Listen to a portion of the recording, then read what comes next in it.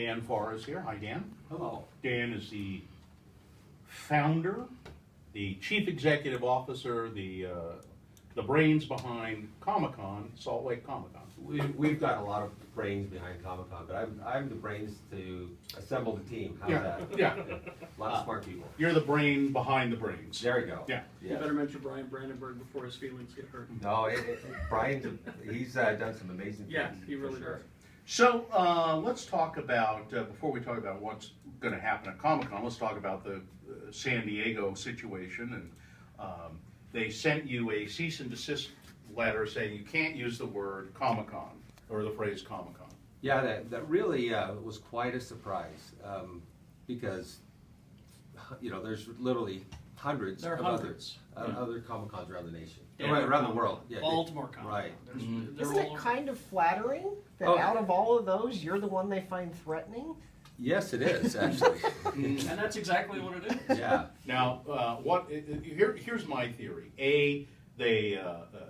They're worried because Salt Lake Comic-Con got so big so fast, and it kind of bugs them.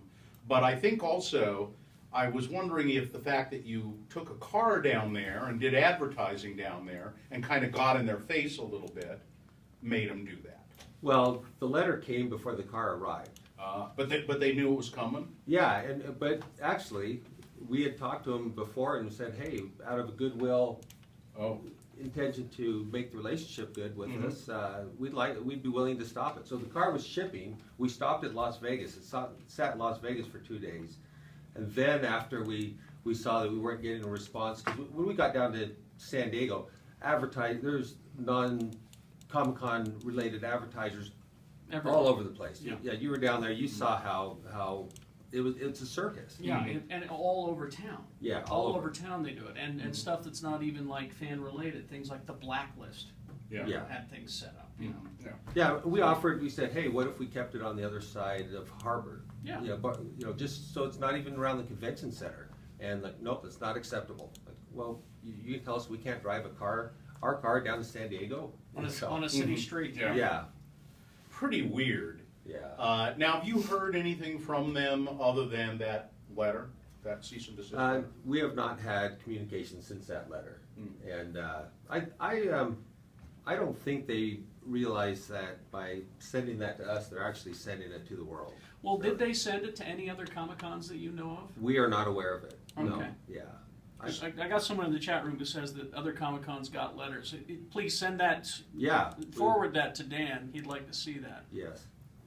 So, you have attorneys, I know, I'm sure. Yes. You have to. Right. What have your attorneys said about the whole thing? Well, clearly there's a precedent set that this is a generic term, and that's a position we're going to take. That's a position every other Comic-Con that uses the term Comic-Con is going to take. Denver Comic-Con was approved with that trademark, so they actually own the trademark Denver Comic-Con. Yeah. So it's like trying to trademark the words bar and grill. Yeah. Or home show. Yeah. Right? Yeah. Home show. Yeah.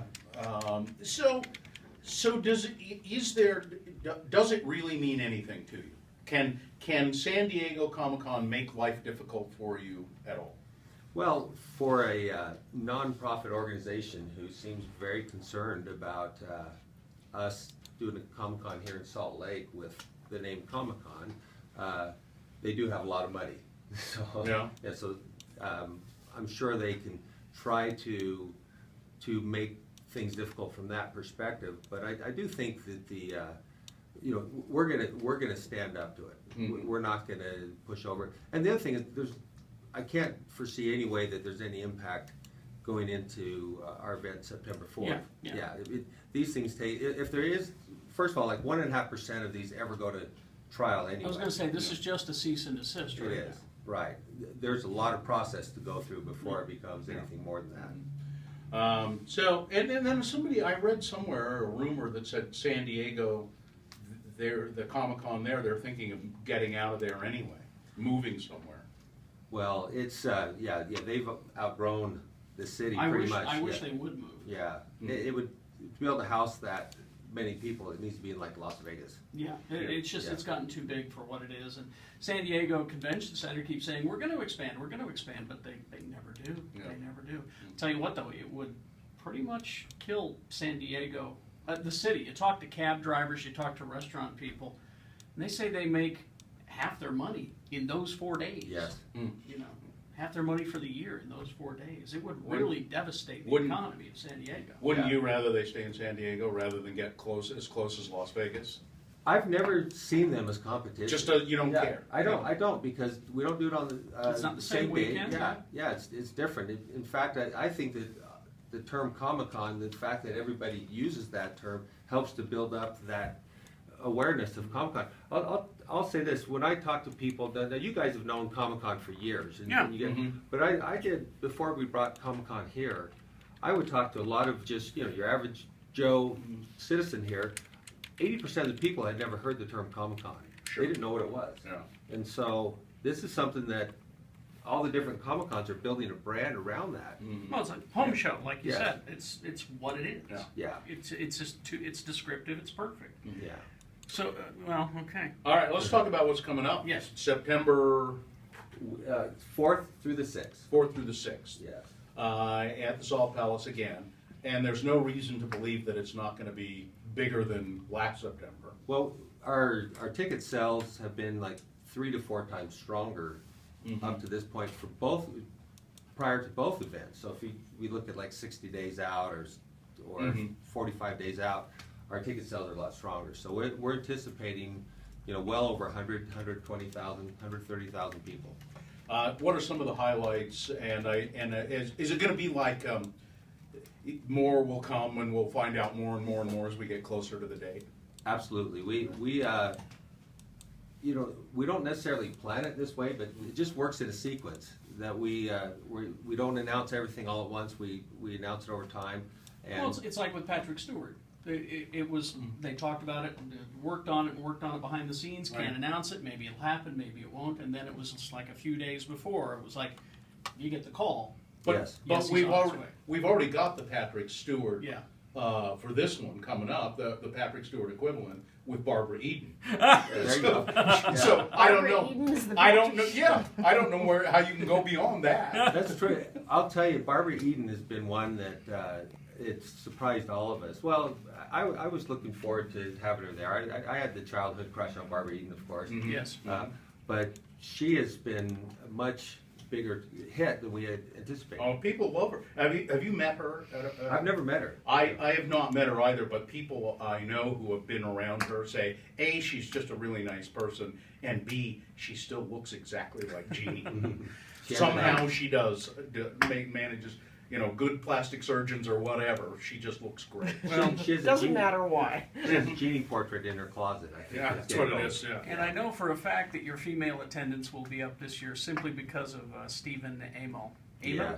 Arrow. Who is Yeah. that? Oh, Green Arrow. Green Arrow. Yeah. I ask you that every time you mention his name. Yeah. Will he be there with his shirt off? That's what I want to. I think he needs to. At least I have needs to an do photo ops with expectation. it. You Yeah. know, yeah. I think you can go online and see videos of his workout. Mhm. They're very Really? popular with the ladies. It's I the truth. appreciate fitness. It's the truth. Yeah. John Barrowman's going to be there. Christopher Lloyd, of course. Hulk Hogan. That was an Yeah. interesting get. Hulk Hogan.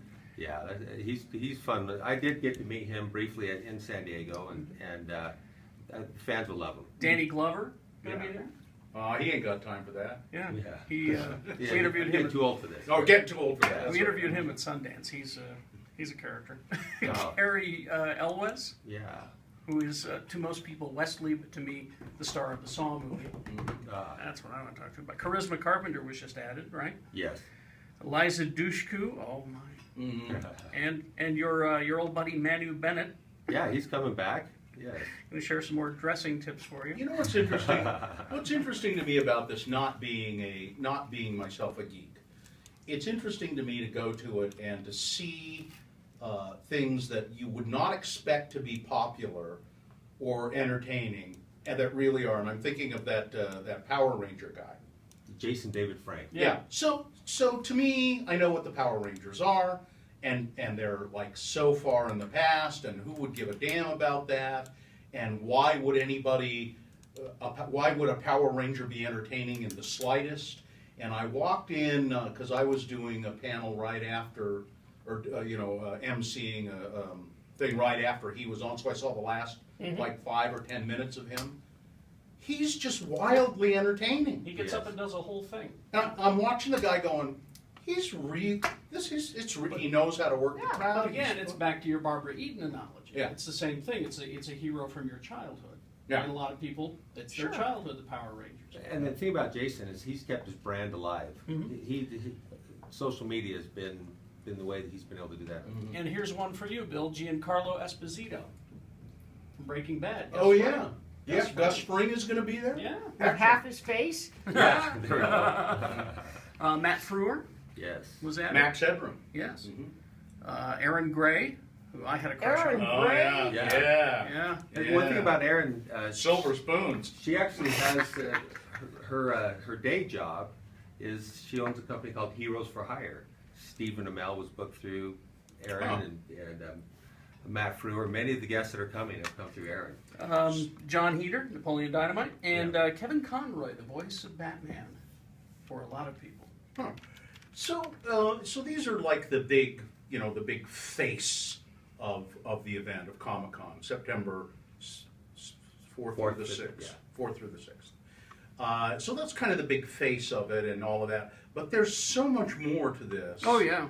That people can take advantage of. Yeah, there's over 200 hours of programming. If you go, you can't see everything that's going on, and that's when I went to San Diego Comic Con. It's the same thing. You realize you could live there for a year and not see everything, and that's the way we try to make our events. We try to pack it with so much so that nobody will ever get bored. There's always a lot to do there.